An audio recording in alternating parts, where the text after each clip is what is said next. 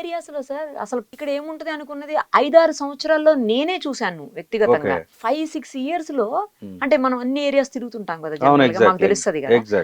5-6 years లో invest చేసిన వాళ్ళు డబుల్ త్రిబుల్ ఇన్కమ్ కు మళ్ళీ అమ్మిన వాళ్ళని కూడా చూశాను నేను. రైట్, చాలా ఏరియాస్ లో ఉంది అలాగా హైదరాబాద్ లో. మీరన్న పాయింట్ వ్యాలిడ్ అండి. ఇప్పుడు డెఫినెట్ గా ఔటర్ రింగ్ రోడ్ ఉందండి. ఔటర్ రింగ్ రోడ్ లోపల 167 కిలోమీటర్స్ రేడియస్ లో ఉంది. దాని లోపల ఏదైతే ఉందో మీరు పాయింట్స్ తీసుకోండి. మీరు వెస్ట్ తీసుకోండి. వెస్ట్ ఇక్కడ తుక్కుగూడ ఏరియా వచ్చేసింది. ఓకే. తర్వాత మీరు అటు తుర్కొంజాల్ వచ్చేసింది. తర్వాత ఇప్పుడు విజయవాడ హైవే టచ్ అవుతుంది. కొల్లూరు అవన్నీ ఇప్పుడు పటాన్ చెరువు ఏరియా వచ్చేసింది.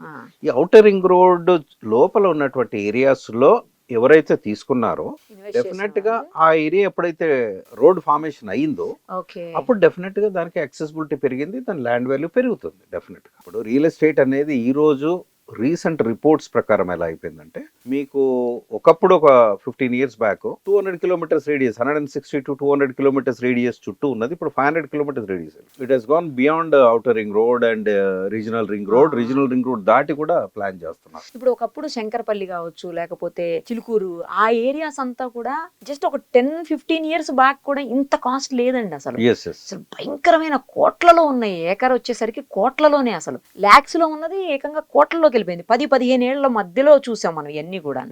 మరి ఎందుకు కేవలం ఈ ఫెసిలిటీస్ వల్లనేనా, యాక్సెసిబిలిటీ వల్లనేనా? యాక్సెసిబిలిటీ ఒకటండి, that is one of the factors. ఇప్పుడు మీరు శంకరపల్లి అటు సైడ్ తీసుకున్న ఏంటంటే, ఇప్పుడు మీరన్న చిలుకూరు బాలాజీ హైవే అది కొన్ని సర్వే నెంబర్స్ 111 జీవోకి వస్తాయి.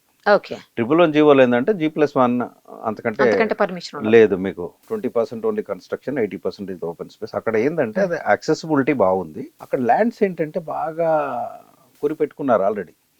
మీకు 111 జీవోలో కనీసము 1,00,000, నాకు తెలిసి 1,70,000 ఎకరాలు, 1,60,000 ఎకరాలు సబ్జెక్ట్ టు కరెక్షన్. అందులో 90% ఆల్రెడీ కొనేసి పెట్టేసుకున్నారు. అయితే అక్కడ ఎందుకు పెరిగిందంటే అక్కడ farm land concept. Farm land concept అనేది ఎందుకు పెరిగింది? అది మీరు నేను కొనలేమో, మీరు నేను మనం అక్కడ ఫామ్ హౌస్ కట్టుకోలేము, ఉండలేము. అది ఎందుకంటే ద విఐపి జోన్ అయిపోయింది. అది it has become a VIP zone. ఒక్కొక్కరు 5 acres 10 acres కొనుక్కొని 40-50 acres ఉన్నారు, 100 acres కూడా ఉన్నారు ఆల్మోస్ట్. చాలా మందిని వింటున్నాం, చూస్తున్నాం కూడా. అయితే అండి అదేంటి 111 జీవో అనేది సిటీకి దగ్గరగా ఉంది, యాక్సెసిబిలిటీ ఉంది, ఇట్స్ పొల్యూటెడ్ ఫ్రీ ఎన్వైరన్మెంట్.